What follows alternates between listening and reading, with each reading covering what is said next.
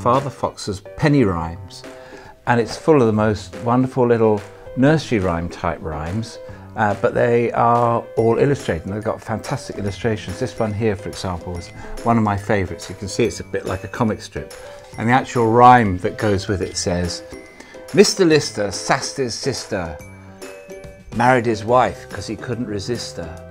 So the book I passed down to my daughter, although she wouldn't be able to read it for a few years yet, is a novel called A Simple Plan by Scott Smith. The reason it's special to me is because it's the book that really got me into crime thriller writing. It was the book I fell in love with it instantly. I loved the writing in it, and more than that, I loved the emotion, the roller coaster of going along for the ride. So the book that I actually did pass on to Vicky, my daughter who's now 23, is Italica Vino's Italian folk tales. It was at quite a transitional point in her life. She was moving to Scotland to live with her mum, and she was with me for a period of 6 months before that deadline was approaching.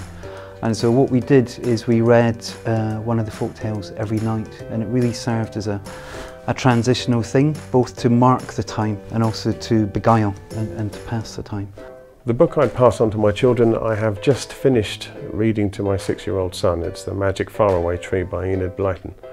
And I have 4 children, and I've read each of those stories to each of the children. And this is my youngest son, we're not likely to have any more. So it was actually quite a sad moment for me 2 days ago to come to the end of it. So the book I'd recommend for my daughter would be Emma, because she's named after Emma Woodhouse, and because there is a touch of Emma Woodhouse about her, especially that opening bit about a girl a bit too used to having her own way. For my son, I think it'd be John Buchan's The 39 Steps, because it's a wonderful book, and it's a book I kind of rediscovered when I read it to him when he was very young himself, and which we both enjoyed. The Medium is the Massage by Michelle McLuhan. There's lots of pictures in it.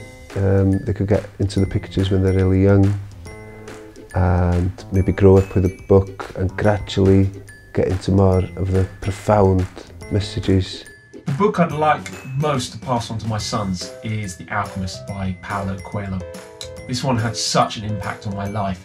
It's a captivating and inspirational story that demonstrates the importance of listening to your heart and following your dreams.